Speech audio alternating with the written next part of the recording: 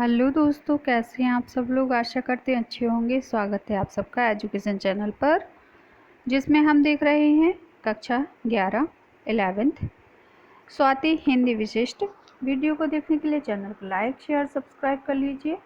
आइए शुरू करते हैं इस वीडियो के माध्यम से इस पाठ को पढ़ना।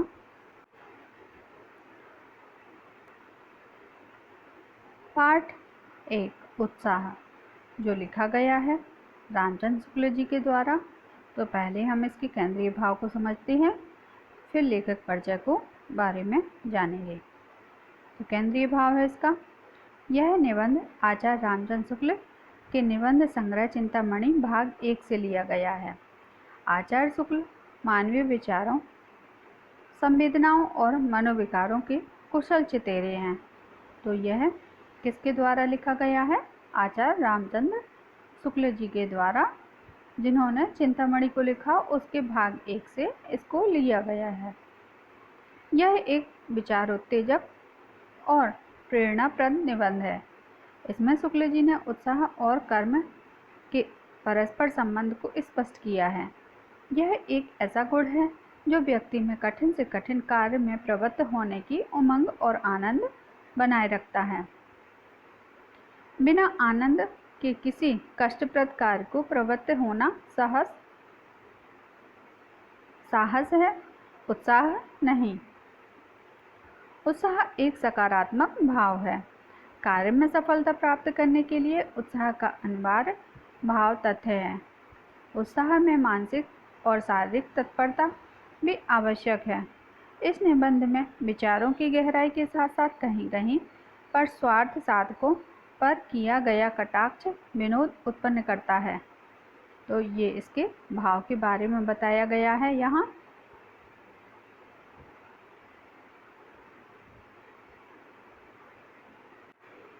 अब हम जानते हैं आचार्य रामचंद्र शुक्ल जी के जीवन परिचय के बारे में। ये हैं हमारे आचार्य रामचंद्र शुक्ल जी। हिंदी साहित्य के जगत के प्रमुख निबंधकारों में एवं आलोचक आचार्य रामचंद्र शुक्ल का जन्म 11 अक्टूबर सन 1884 को उत्तर प्रदेश के बस्ती जिले के अगोना नामक ग्राम में हुआ था। इनके पिता का नाम चंद्रवली शुक्ल था। प्रारंभिक शिक्षा हमीरपुर में हुई थी। बाद में मिर्जापुर उत्तर प्रदेश से मिडिल और एंट्रेंस परीक्षाएं उत्तीर्ण की। 26 वर्ष की उम्र में काशी नागरिक विचारणी सभा के हिंदी शब्द सागर के सहकारी संपादक नियुक्त हुए। यहाँ पर आपकी साहित्यिक प्रतिभा को विकसित होने का बहुत बड़ा अवसर मिला। आपने अनेक ग्रंथों का संपादन भी किया है। आप काशी हिंदी विश्वविद्यालय के प्राध्यापक नियुक्त हुए। सन 1937 तक हिंदी विभाग के विभागाध्यक्ष रहे। 2 फरवरी सन 1940 ईस्वी को यह साहित्य मनीषी हम सबसे विदा ले गया। शुक्ल जी की प्रमुख रचनाओं में निबंध संग्रह चिंतामणि, हिंदी साहित्य का इतिहास, हिंदी काव्य में रहस्यवाद, बुद्ध चरित्र रस मीमांसा, सैद्धांतिक आदि प्रमुख है।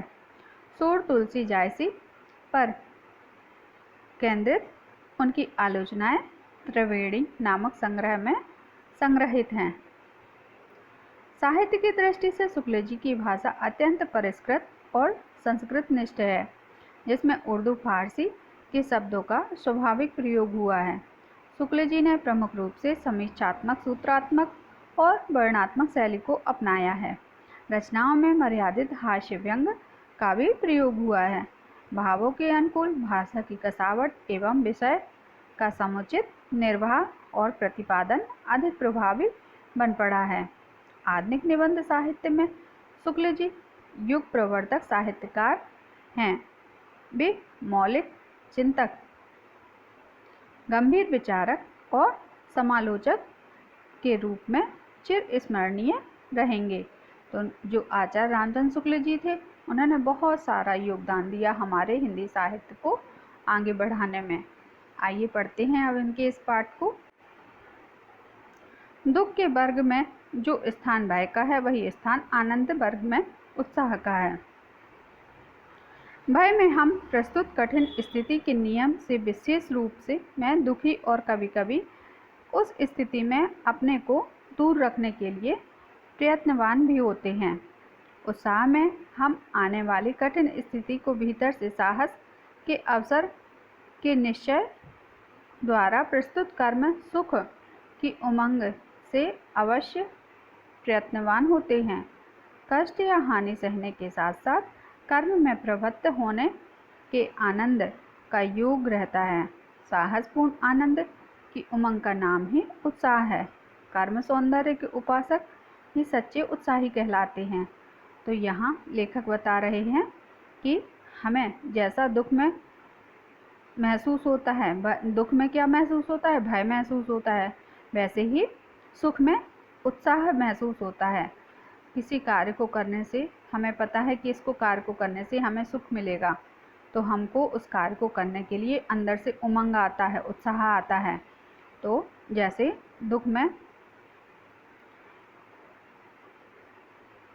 में भय का स्थान है, वैसे ही उत्साह में खुशी सुख और उमंग का स्थान है।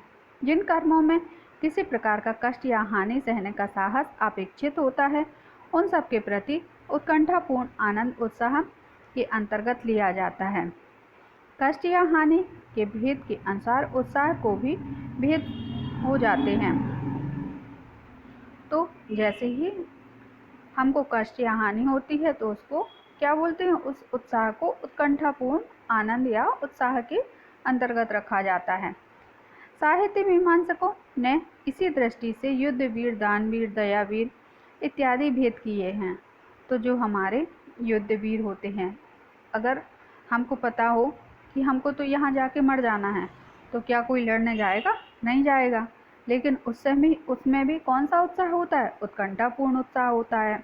तभी तो देखिए कितने सारे वीर हमारे जवान जो हैं वो बॉर्डर पर हमारे देश की रक्षा के लिए तत्पर खड़े रहते हैं। उनके अंदर भी तो उत्साह है ना।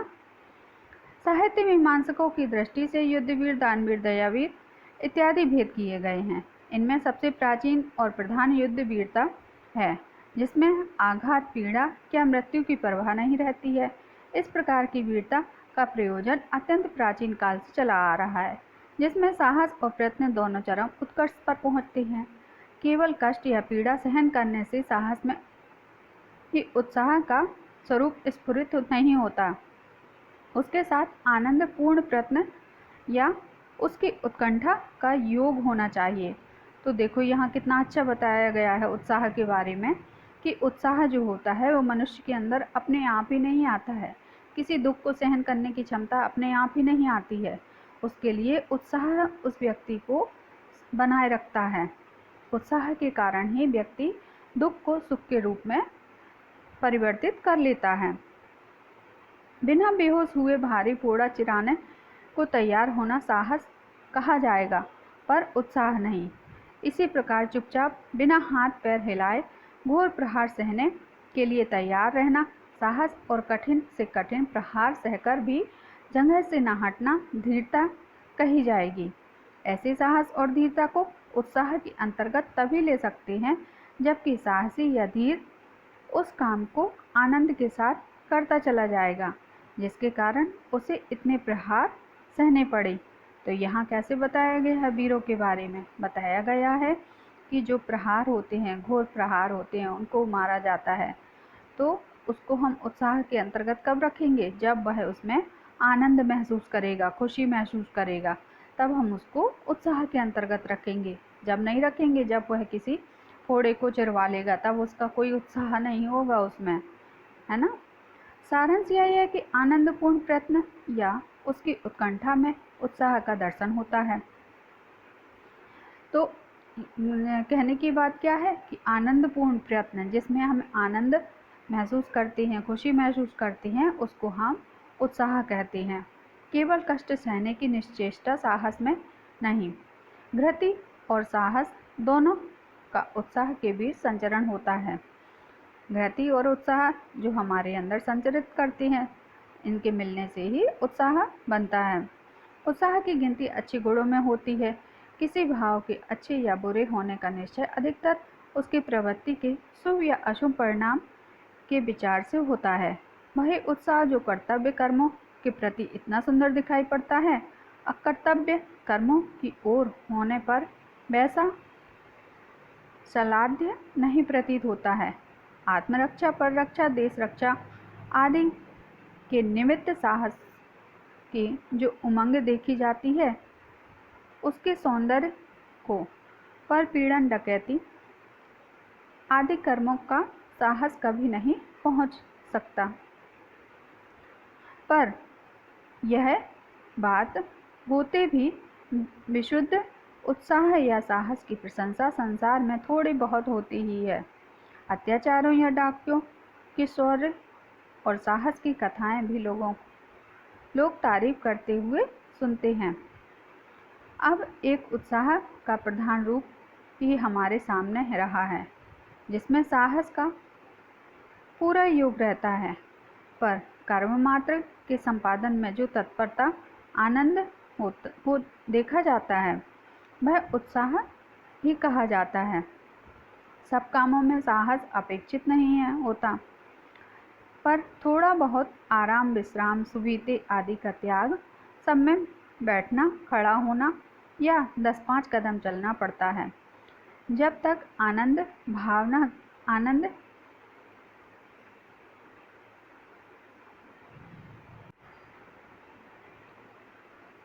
उठकर खड़ा होना या 10-5 कदम चलना पड़ता है। जब तक आनंद का लगाव किसी क्रिया, व्यापार या उसकी भावना के साथ नहीं दिखाई पड़ता, तब तक उसे उत्साह की संज्ञा प्राप्त नहीं होती है। यदि किसी प्रिय मित्र के आने का समाचार प्राप्त कर हम चुप ज्यों के त्यों आनंदित होकर बैठे रह जाएं, तब हंसी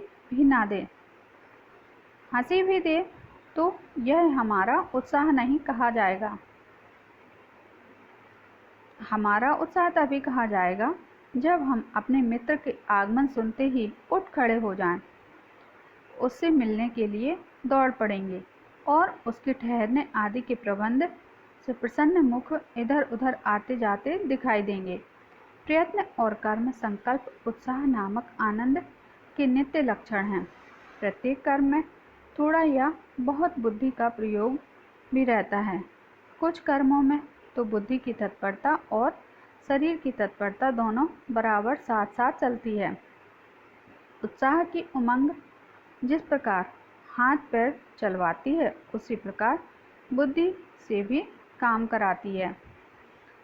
तो उत्साह में क्या होता है, आदमी एकदम से कितना ज़्यादा उत्साहित होता है कि जैसे इसमें बताया गया कि हंसने पर हमने हंस वर्ष दिया, तो क्या वो उत्साह कहलाएगा? नहीं कहलाएगा। अगर किसी मित्र के आने की खबर सुनकर हम उछल कूद पड़े, जैसे हमको कोई भी नई बात पता चली और हम उसके लिए एकदम से बहुत ज़्यादा खुश हो पड़े, उसके लिए हमने अपने हाथ पैरों को भी चलाया, तो वह उत्साह की श्रेणी के अंतर्गत आएगा। थोड़ा यह भी देखना चाहिए कि उत्साह में ध्यान किस पर रहता है, कर्म पर, उसके फल पर अथवा व्यक्ति वस्तु पर। हमारे विचार में उत्साही वीर का ध्यान आदि से अंत तक पूरी क्रम श्रृंखला पर होता है, उसकी सफलता रूपी समाप्ति तक फैला रहता है। इसी ध्यान से जो आनंद की तरंगें उठती हैं, वे भी हमारे सारे प्रयत्न को आनंदमय कर देती हैं। तो देखा कि जैसे हमको उत्साह का कैसे पता चलता है कि हम उत्साहित हो रहे हैं। जब हम उत्साहित होते हैं तो हमारे कर्म भी, फल भी, व्यक्ति सब कुछ हमारा नज़र आता है। उत्साह में व्यक्ति अपने आप को कंट्रोल भी नहीं कर पाता है। सारे आनंद की तरंगें पूरे शरीर में उठ जाती हैं। वे ही सारे प्रयत्न को आनंदमय कर देती हैं। युद्धवीर में विजेतव्य को आलम्बन कहा गया है। उसका अभिप्राय यही है कि विजेतव्य कर्म प्रेरक के रूप में वीर के ध्यान में स्थित रहता है। वह कर्म स्वरूप का निर्धारण करता है, पर आनंद और साहस के मिश्रित भाव का सीधा लगाव उसके साथ नहीं रहता। सच पूछिए तो वीर के उत्साह का विषय विजय विधायक कर्म या युद्ध ही है। दानवीर और धर्मवीर पर विचार करने से यह बात स्पष्ट हो जाती है कि दयावश, श्रद्धावश या कीर्तिवश।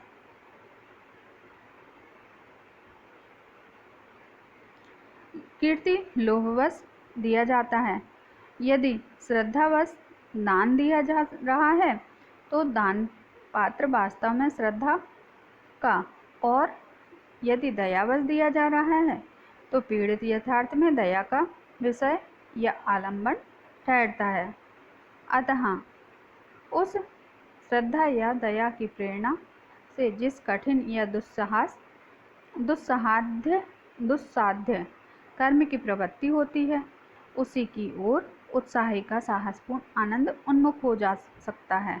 अतः और रसों में आलंबन का स्वरूप जैसा निर्दिष्ट रहता है, वैसा वीर रस में नहीं।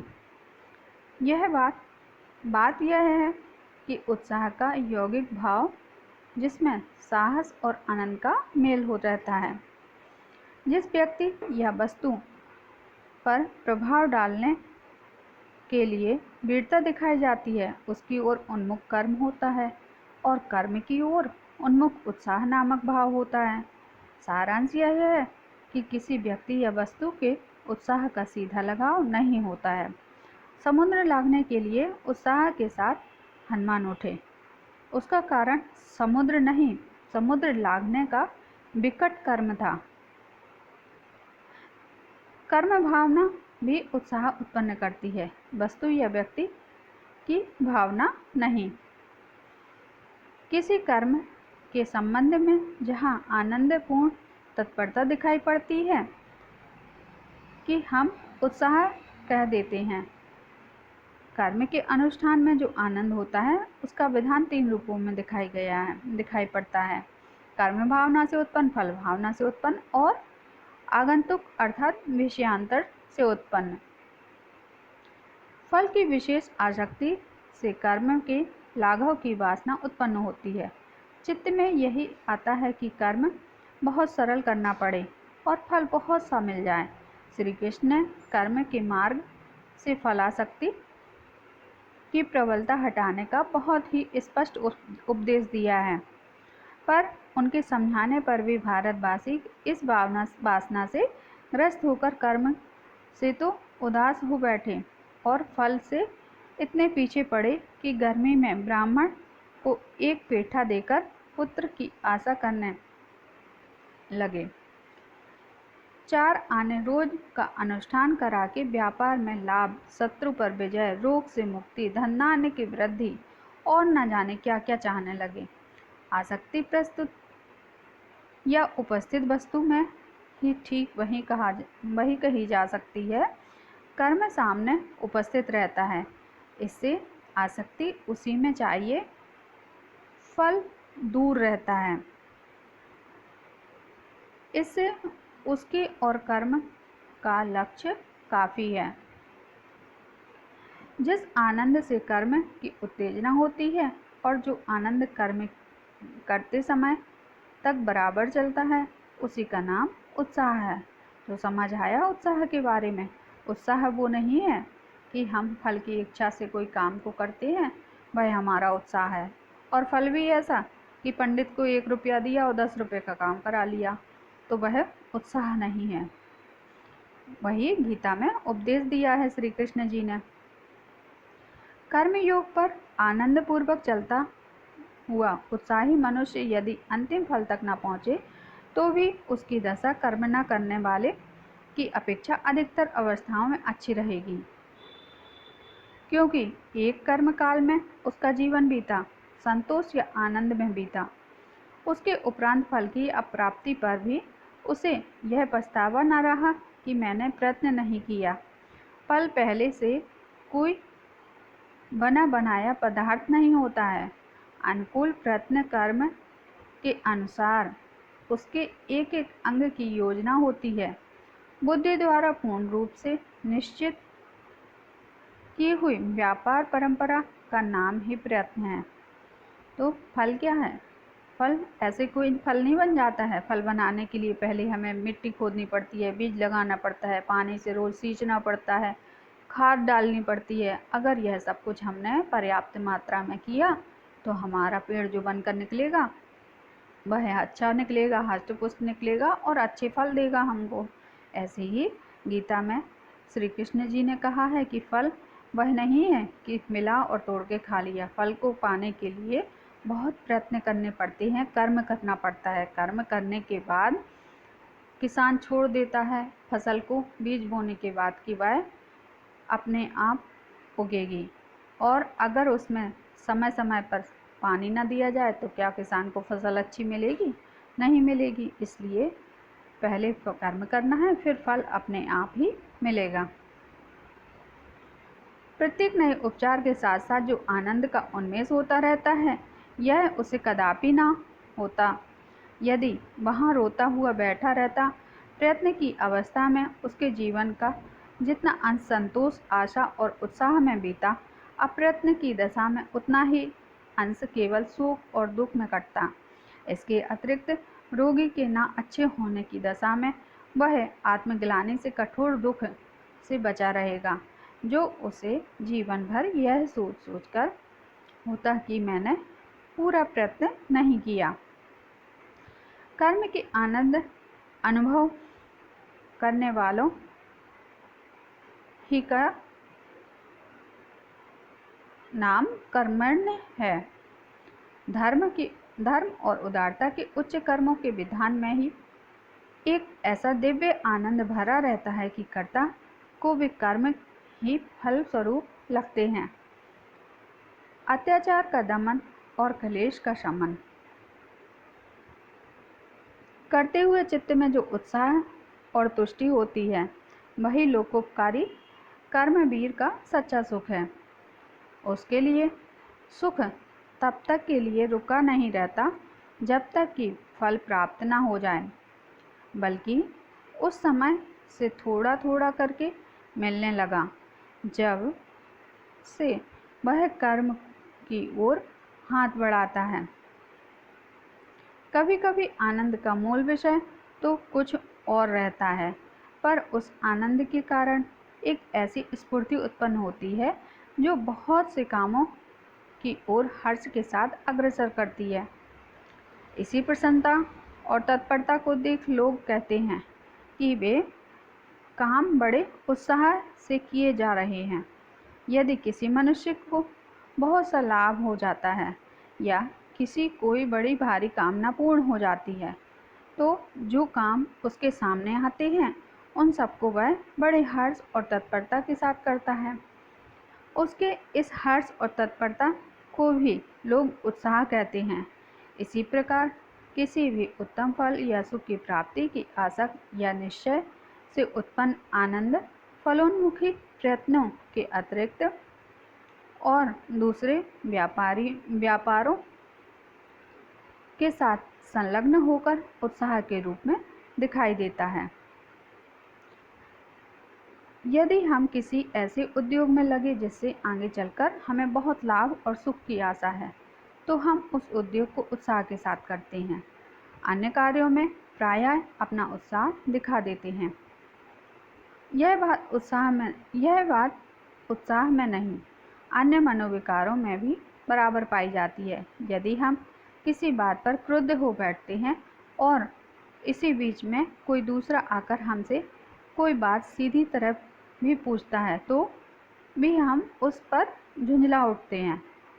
इस झुंझलाहट का ना तो किसी निर्दिष्ट कारण होता है और ना उद्देश्य।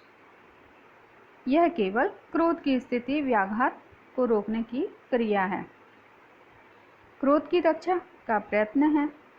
इस झुंझलाहट द्वारा हम यह प्रकट करते हैं कि हम क्रोध में हैं और क्रोध ही में रहना चाहते हैं। क्रोध को बनाए रखने के लिए हम उन बातों से भी क्रोध से संचित करते हैं जिनसे दूसरी अवस्था में हम विपरीत भाव प्राप्त करते हैं। इसी प्रकार यदि हमारा चित्त किसी विषय में उत्साहित रहता है, तो हम अन्य विषयों में भी अपना उत्साह दिखा देते हैं।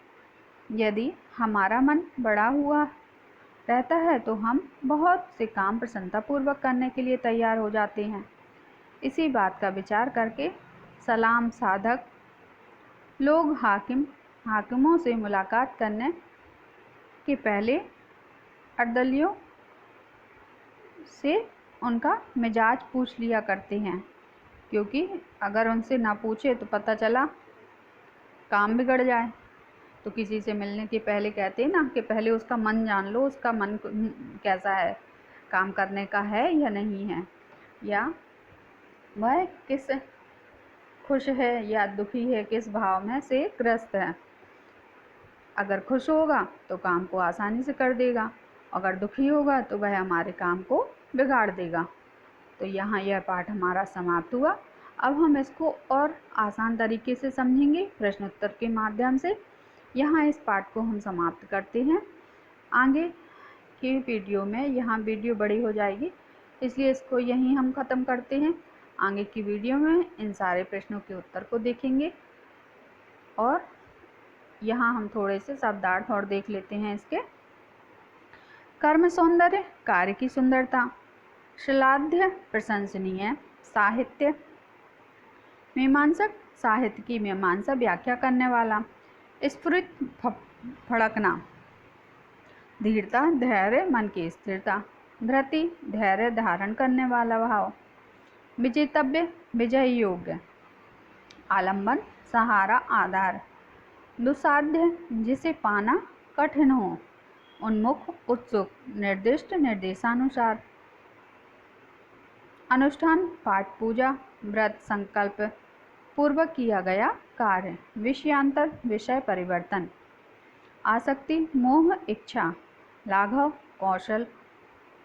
फलासक्ति, फल की इच्छा। आत्मग्लानि, मन ही मन पछतावा। फलोन्मुख, फल की प्राप्ति के लिए उत्सुक या इच्छुक। कर्मण्य, कर्म करने वाला। दिव्य आनंद, दैवीय सुख। शमन, शांत करना। लोकोपकारी, संसार की भलाई। तो यहाँ यह पाठ समाप्त करते हैं। आगे की वीडियो में इसके प्रश्नोत्तर को देखेंगे। धन्यवाद।